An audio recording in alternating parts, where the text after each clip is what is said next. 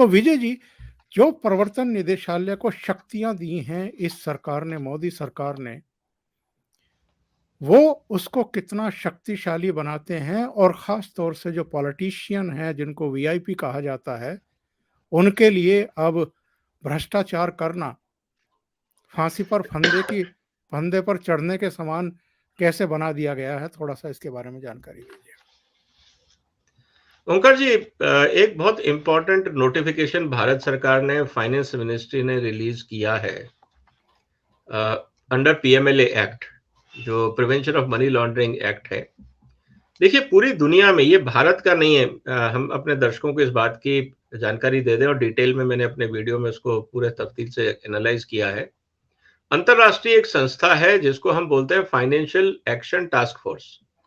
ये पेरिस में स्थित है। G7 जो दुनिया के सबसे विकसित देश हैं, उन्होंने एक ये प्रयास शुरू किया करीब 1989 में कि आप दुनिया में जितना डोनेशन दिया जाता है या डेवलपमेंट का काम नहीं हो पाता है, अंडर डेवलप्ड कंट्री है, अरबों रुपए वर्ल्ड बैंक से जाता है, बाकी जगह से जाता है, प्राइवेट इन्वेस्टमेंट आता है, सब कुछ होने के बाद भी देश तरक्की क्यों नहीं करते। ये हमेशा समाज के ऊपर, चाहे वो हिंदुस्तान हो या हिंदुस्तान के बाहर हो, कहीं पे भी आपदा आती है तो एज ए इंसान हम सबको चिंता होती है कि यार ये हो क्या रहा है उस देश में। तो जितना डेवलपमेंट फंड पूरी दुनिया से बहुत सारे देशों में जाता है, तो एक ये सोच थी कि ये पैसा जाता कहां है, लोग अपने राज्य में इतना पैसा आने के बाद भी डेवलपमेंट क्यों नहीं हो पाता। तब ये बात समझ में आई कि this is all because of corruption. तो इसका मतलब कि जो लोग सत्ता पे हैं या जो पावरफुल पोजीशन पे है, सिर्फ राजनेता नहीं, एफएटीएफ के अंदर ये बात बहुत क्लियर है कि जो आदमी सत्ता पे है वो अपनी पावर का मिसयूज कर सकता है। ऐसे लोगों पे कंट्रोल रखना जरूरी है। तो एफएटीएफ ने उनके जो मैंडेट है 12 और 22, उनके करीब 40 मैंडेट हैं, 12 और 22 ऐसे हैं जिसमें उन्होंने मनी लॉन्ड्रिंग के लिए जो पावरफुल लोग हैं, जिसको हम कहते हैं पीपल, मतलब पॉलिटिकली एक्सपोज्ड पीपल या पीपल ऑन रेस्पॉन्सिबल पोजीशंस, जिसको हम अपनी भाषा में वीआईपीज बोलते हैं। इनमें कौन है? मंत्री हैं, अधिकारी हैं, जजेस हैं, मिलिट्री ऑफिसर्स हैं, इंक्लूडिंग जो पब्लिक सेक्टर यूनिट्स हैं उनके जो पदाधिकारी हैं, ये इन सबके परिवार और इनके एसोसिएट, चाहे वो बिजनेस एसोसिएट हो, चाहे इनका पर्सनल स्टाफ हो, या और भी जो इनके आसपास के लोग हो सकता है इनके रिश्तेदार भी। एफएटीएफ का ये मानना है कि ये लोग मिलके सिस्टम में लूटमार कर सकते हैं। जब ये लूटमार करेंगे तो ये इनका क्या होगा? पैसा जो इकट्ठा करेंगे या प्रॉपर्टीज जो ये इकट्ठी करेंगे, कंज्यूम तो होगी नहीं। या तो वो बैंकों में रखेंगे, या अपने देश में रखेंगे, या विदेश में रखेंगे, या उससे कोई एसेट्स खरीदेंगे। यही उपयोग होगा जब आपके पास, मेरी रिक्वायरमेंट महीने की मान लीजिए 5 लाख रुपए और मेरे को 50 करोड़ आ जाता, तो मैं उसको क्या करूंगा? पहाड़ बना के तो रखूंगा नहीं, तो कुछ ना कुछ उपयोग करूंगा, देश में रखूंगा या विदेश में रखूंगा, या तो उसको बैंक में रखूंगा, या प्रॉपर्टी खरीदूंगा, या ज्वेलरी खरीदूंगा। एफएटीएफ ने यह कहा है कि हर देश को prevention of money laundering act बनाना पड़ेगा। भारत का जो पीएमएलए एक्ट है, यह भी उनके कहने पे और उनकी गाइडलाइन के हिसाब से बना है। पहला मुद्दा। दूसरा, बहुत सारे देश ये कहेंगे खानापुरी करने के लिए कि हां जी हमने पीएमएलए एक्ट बना दिया, लेकिन उसमें सिर्फ ये लिख दिया कि अगर कोई शिकायत करेगा तो हम कार्रवाई करेंगे, खत्म। ये एक खानापुरी भी हो सकती है। इस तरह की खानापुरी रोकने के लिए एफएटीएफ ने एक बहुत इंटरेस्टिंग काम किया। उन्होंने कहा कि भारत में पीएमएलए एक्ट प्रॉपर है या नहीं है, इसकी जानकारी भारत सरकार से हम नहीं लेंगे, हम विदेशों से एक्सपर्ट टीम भेजेंगे। वो भारत में आके पीएमएलए एक्ट, उसके काम करने के तरीके, ईडी के काम करने के तरीके, वहां के जजमेंट्स, इन सब की स्टडी करके बताएगा कि हाँ, यहाँ पे prevention of money laundering act ढंग से बनाया गया, ढंग से लागू किया गया और ढंग से काम कर रहा है। अगर पीएमएलए एक्ट हिंदुस्तान में ढंग से काम नहीं करेगा तो भारत को वो ग्रे लिस्ट या ब्लैक लिस्ट भी कर सकते हैं। ब्लैक लिस्ट का मतलब है कि ये देश ब्लैक मनी रोकने के लिए कोई कार्रवाई नहीं कर रहा,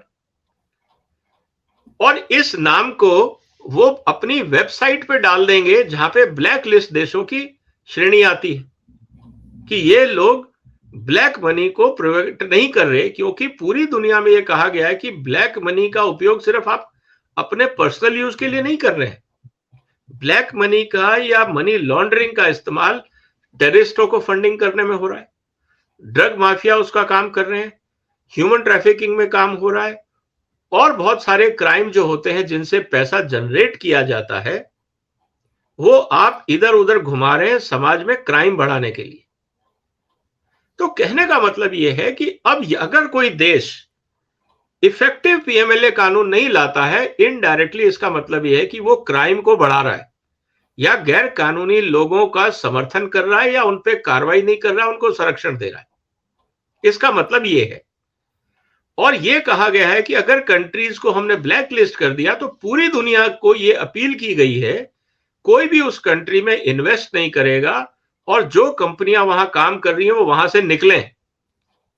आपको वहां जाने की जरूरत नहीं, अगर आप काम कर रहे हैं तो वहां से एग्जिट करें, क्योंकि आप ऐसे कंट्री में काम नहीं करेंगे या उस कंट्री में आप इन्वेस्टमेंट नहीं करेंगे जो समाज के खिलाफ आतंकवादियों को, ड्रग माफिया को और क्रिमिनल्स को प्रोटेक्शन देता है। तो आप समझिए कि कितना बड़ा खतरा हो जाता है किसी भी सरकार के लिए। जी जी। अभी तक क्या था कि भारत सरकार का जो पीएमएलए एक्ट था उसमें काफी सारी चीजें थी, लेकिन कुछ कमियां थी ड्राफ्टिंग में, जो उस समय जब कानून आया तो सर आपको पता है कि पॉलिटिशियन अपना रास्ता निकालने की कोशिश करते, उन्होंने इन सब चीजों को नहीं लिखा होगा कि भाई इनकी क्या जरूरत है यार, अभी तो जो लोग खाना पूरी करनी है कर दो। सो 2002 में जब पीएमएलए एक्ट आया उसमें, क्योंकि चर्चा तो पार्लियामेंट में होती है ना, तो उन्होंने ये कहा होगा कि भाई ये सारी चीजें मानने की जरूरत नहीं है, या जो उस समय की गाइडलाइन होगी उस हिसाब से आपने बना दिया। वक्त के साथ एफएटीएफ ने अपनी गाइडलाइंस को इंप्रूव किया और सब देशों को कहा जैसे जैसे हम गाइडलाइन इंप्रूव कर रहे हैं वैसे वैसे आप लोग अपने कानून भी इंप्रूव करोगे, क्योंकि उन्होंने भी देखा कि पुरानी गाइडलाइन काम नहीं कर रही है, लोगों ने रास्ता निकाल लिया, फिर उसको उन्होंने ब्लॉक करने की कोशिश करी वगैरह वगैरह। तो इस तरह से उन्होंने नई गाइडलाइंस बनाई। तो नई गाइडलाइंस के हिसाब से आपको पॉलिटिकली एक्सपोज्ड पर्सन को बहुत क्लियरली बैंकों को कहना है। बैंकों को कहने का मतलब यह है कि अब कानूनी दृष्टि से हर बैंक की जिम्मेवारी है कि वो पॉलिटिशियंस, उनके परिवार के लोग, अधिकारी, उनके परिवार के लोग, जजेस, उनके परिवार के लोग, पब्लिक सेक्टर के सीनियर मैनेजर्स, उनके परिवार के लोग, एनजीओज, उनके अधिकारी, उनके परिवार के लोग, मतलब जो लोग भी की पोजीशंस पे हैं समाज में, उनकी बैंकों की ट्रांजैक्शंस पे निगरानी रखी जाएगी। और सरकार और आरबीआई, क्योंकि बैंक डायरेक्टली आरबीआई के अंडर आते हैं और पीएमएलए का कानून जो है वो फाइनेंस मिनिस्ट्री के अंडर है, तो इसमें उन्होंने ये कह दिया कि अगर एक लिमिट से ज्यादा आपकी ट्रांजैक्शंस हैं तो आपको नोटिफाई करना होगा कंसर्न अथॉरिटीज को, आरबीआई को भी और पीएमएलए ईडी को भी, कि साहब इनके अकाउंट से इतने सारे ट्रांजैक्शंस हुए हैं। अब ये एनफोर्समेंट डायरेक्टरेट के ऊपर है कि उसकी तहकीकात करे कि ये पैसा आया कहां से। मान लीजिए मैं मिलिट्री ऑफिसर हूं, अचानक आपके अकाउंट में 10 लाख रुपए आए, आ सकते हैं, कोई बुराई नहीं है, मेरा बेटा भेज सकता है, मैं कोई प्रॉपर्टी बेच के ले सकता हूं, कोई ज्वेलरी बेच सकता हूं, आपको कोई मनाही नहीं है, लेकिन आपसे ये पूछा जाएगा कि ये पैसा कहां से आया। अगर आपने सही जवाब नहीं दिया तो पीएमएलए एक्ट के तहत आप पे कार्रवाई हो सकती है, और उसमें सीधा सा यह लिखा हुआ है कि अगर अन अकाउंट फॉर मनी से आपने जो भी एसेट्स खरीदे हैं वो अटैच किए जा सकते हैं, सरकार उन पे कब्जा कर सकती है। तो अब कहने का मतलब ये है कि अभी तक जो हो रहा था वो हो रहा था। अब भारत का इंस्पेक्शन नवंबर 2023 में है। कोविड के चक्कर में वो पोस्टपोन्ड हो गया, नहीं तो ये कानून पहले आ जाता सर। जी जी। तो अब ये नवंबर 2023 में है और इस समय भारत G20 का लीडर भी है। देखिए कितना इंपॉर्टेंट डेवलपमेंट हो जाता है जब आप रिस्पॉन्सिबल पोजीशन पे आते हैं। हो सकता है कि अगर भारत सरकार ये नहीं करती तो कोई और पत्रकार, विदेशी पत्रकार ये कह देता कि देखिए आप G20 के लीडर हैं लेकिन आप खुद ही FATF की गाइडलाइंस को फॉलो नहीं कर रहे हैं। तो ये बड़ी एम्बैरेसिंग सिचुएशन हो जाती भारत के लिए। तो अब दुनिया बदल गई है सर कि अब आप ये नहीं कह सकते पार्लियामेंट कानून बनाएगी। आप पार्लियामेंट में मत बनवाइए, FATF आपको ब्लैकलिस्ट कर सकता है। फिर आप पूरी दुनिया को जवाब दीजिए कि ऐसा क्यों हुआ, आपने ऐसा क्यों किया। आपके यहां इन्वेस्टमेंट रुक जाएगा, बाकी समस्याएं हो जाएंगी। तो इसीलिए स्थिति अब यह है सर कि अब जो भी कार्रवाई होगी वो बहुत पारदर्शी से इनको करनी पड़ेगी। और इसी के साथ साथ और बहुत सारे इन्होंने प्रावधान किए हैं, जैसे क्रिप्टो करेंसी की ट्रांजैक्शंस को रिपोर्ट करना होगा। जो कंपनियों में पहले ओनरशिप है, मान लीजिए पहले 25% की ओनरशिप होती थी कंपनियों में, कि अगर आपकी कंपनी है, आपका उसमें शेयर 50% है, मेरा मान लीजिए 26% है, तो मैं उसको ओनरशिप की कैटेगरी में मेरा नाम भी आता था कि मैं भी ओनरशिप राइट्स रखता हूं। अब उसको घटा के 10% कर दिया। इसका मतलब अब आप वो शेल्टर भी नहीं ले सकते कि मैं थोड़े थोड़े पैसे कई सारी कंपनी में लगा दूं और सब जगह से मेरे को डिविडेंड भी आता रहे और बिहाइंड द सीन मेरा काम भी चलता रहे। तो इस तरह से बहुत सारे बदलाव आ रहे हैं फाइनेंशियल ट्रांजैक्शंस और फाइनेंशियल इन्वेस्टमेंट्स को लेकर। तो मुझे लगता है कि इससे आने वाले समय में एक सुधार होगा, ट्रांसपेरेंसी आएगी।